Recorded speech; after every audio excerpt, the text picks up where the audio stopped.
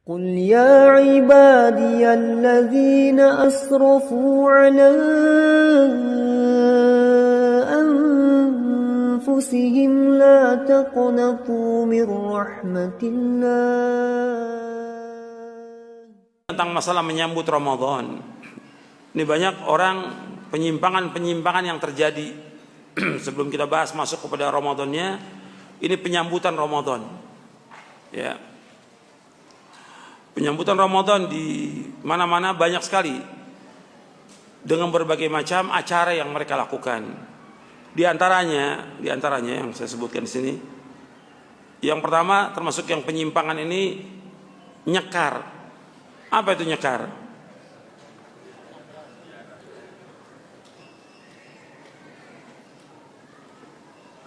Nyekar itu tradisi ziarah kubur atau menjemput arwah leluhur yang telah meninggal. Tujuannya ya macam-macam sudah. Kemudian menabur bunga dan segala macam. Soal ziarah kubur pada hakikatnya disyariatkan dalam agama Islam. Perhatikan. Tolong semuanya dengarkan baik-baik supaya tidak salah paham. Ya. Ziarah kubur pada hakikatnya disyariatkan dalam Islam. Yang menyuruh ziarah kubur Nabi Muhammad SAW. Kata Nabi SAW, kuntu nahaitukum an ziyaratul kubur fazuruha fa innaha tudzakirukumul akhirah.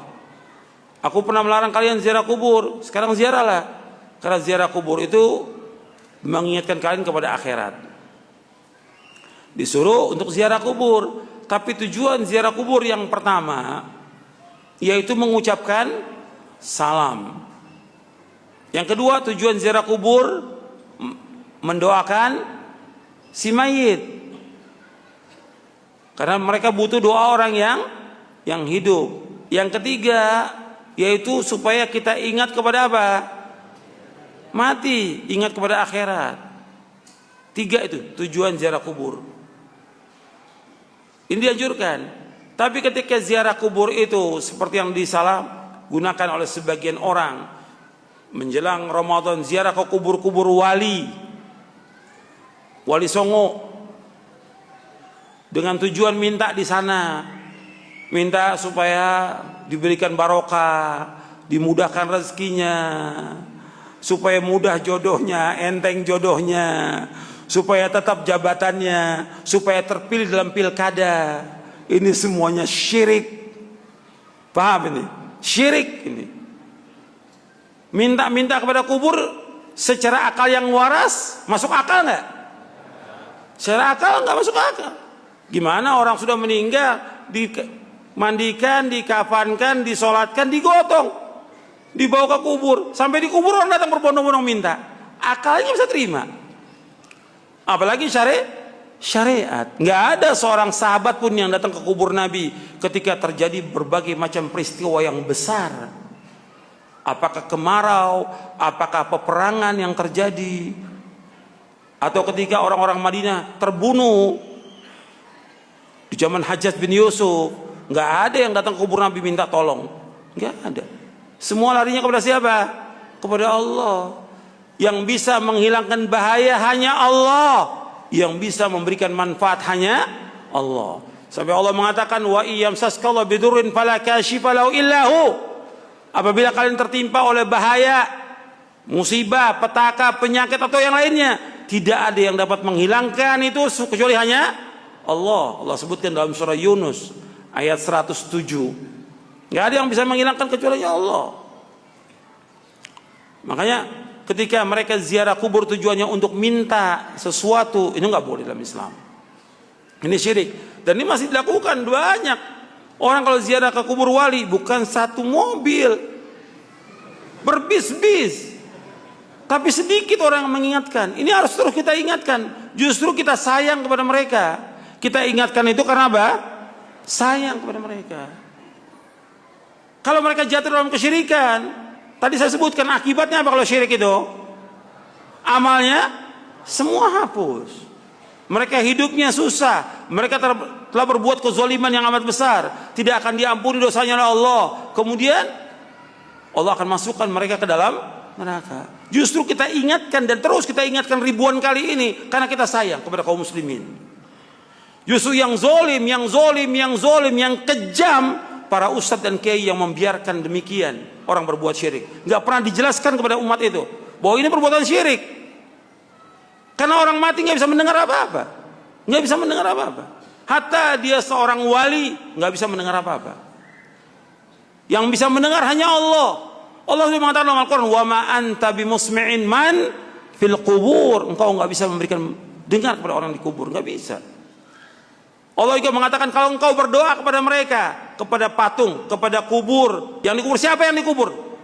Kamu berdoa, nggak bisa menjawab mereka, nggak bisa mendengar. Kalau mereka mendengar nggak bisa menjawab.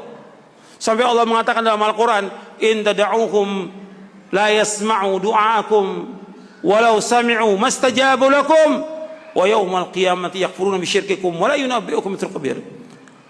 Jika kalian berdoa kepada mereka, mereka nggak bisa mendengar. Kalau seandainya mereka mendengar, mereka nggak bisa menjawab, dan mereka akan mengingkari kesyirikan kalian nanti pada hari kiamat. Ini masih terjadi. Nah, sekarang dia tidak minta sekarang, tidak minta, tapi menentukan ziarahnya sebelum Ramadan. Ini juga nggak ada. Ziarah kubur dianjurkan kapan waktu saja, tapi menetapkan 1 hari atau 2 hari menjelang Ramadan atau di saat pas Id. Nggak ada contoh dari Rasulullah SAW. Ziarah kubur masuk ibadah apa bukan? Ibadah. Nggak boleh kita menentukan yang seperti itu. Jadi Indonesia masih banyak ini yang disilakan dengan nyekar. Kemudian juga yang lainnya lagi, penyimpangan yang terjadi dalam menyambut Ramadan, seperti ruahan. Ruahan ini arwahan ya. Artinya ritual tradisi yang dilakukan pada malam menjelang masuk bulan Ramadan dalam rangka mengirim doa kepada para arwah leluhur, mendoakan kepada mereka dianjurkan. Kan tujuan ziarah kubur itu mendoakan. Tapi seandainya kita nggak ziarah, kita mendoakan sampai kapan waktu aja. Tapi menentukan ketika menjelang Ramadan nggak ada contohnya. Nggak ada contohnya seperti itu. Kemudian munggahan, ini dari bahasa Sunda, ini unggah, makan sepuasnya. Kan kalau mau Ramadan sepertinya dia nggak pernah makan tuh, tiap hari nggak pernah makan.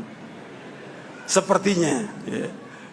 Akhirnya sebelum Ramadan karena kita mau puasa sebulan penuh makan dulu. Ini tradisi yang nggak bagus seperti ini.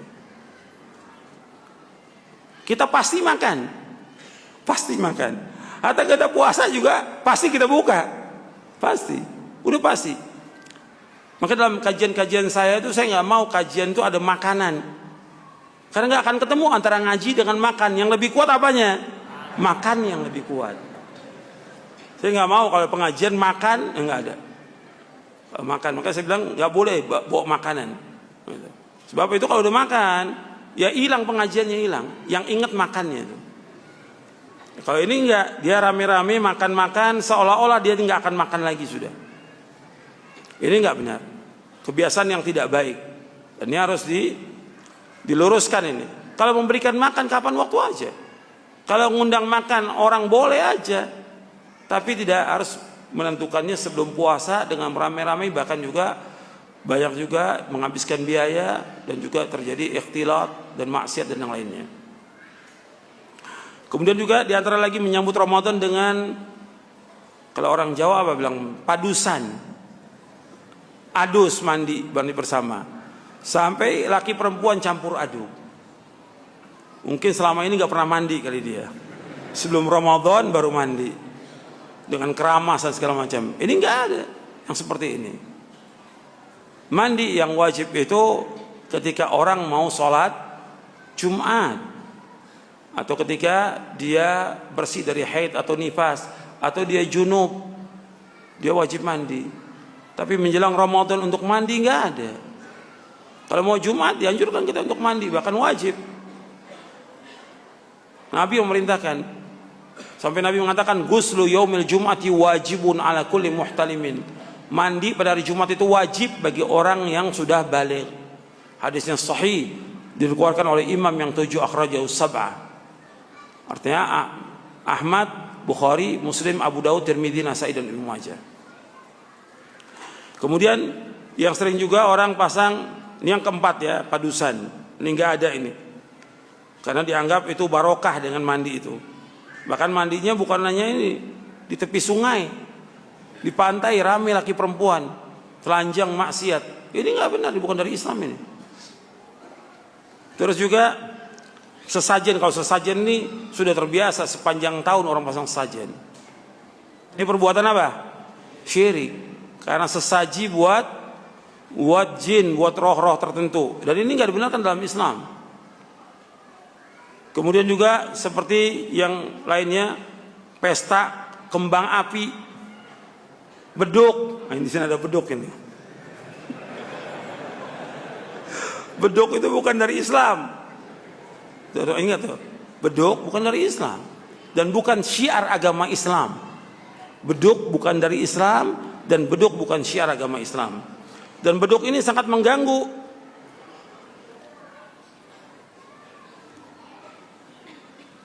Dan ini kalau sudah Ramadan sama Idul Fitri, ini mulai orang beduk.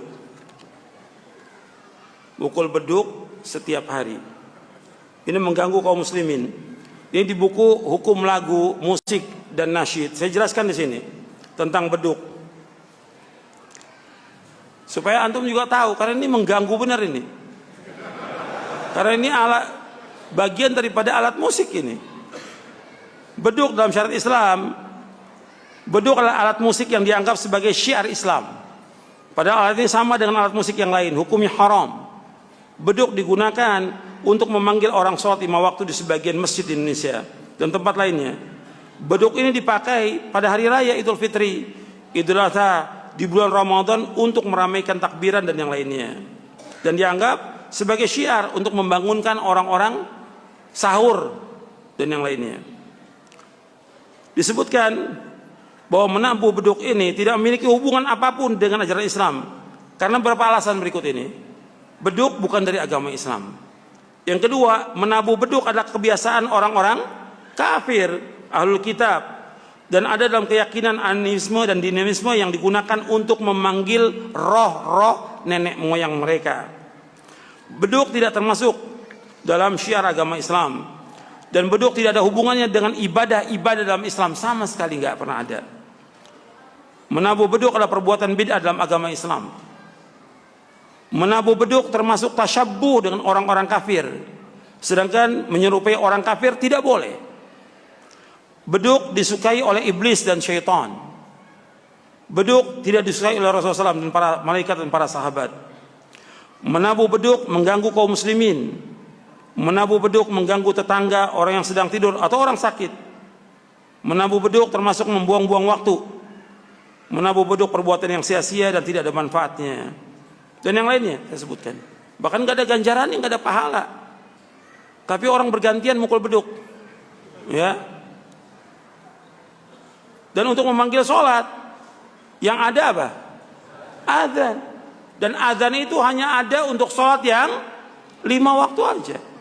Kalau orang memanggil adzan pada sholat id, jatuhnya perbuatan apa? Bid'ah, karena nggak ada contoh. Jadi adzan itu hanya sholat yang 5 waktu adzan, bukan beduk. Beduk bukan dari Islam. Adzan hanya untuk sholat 5 waktu. Makanya adzan nggak ada. Mengadzankan bayi nggak ada.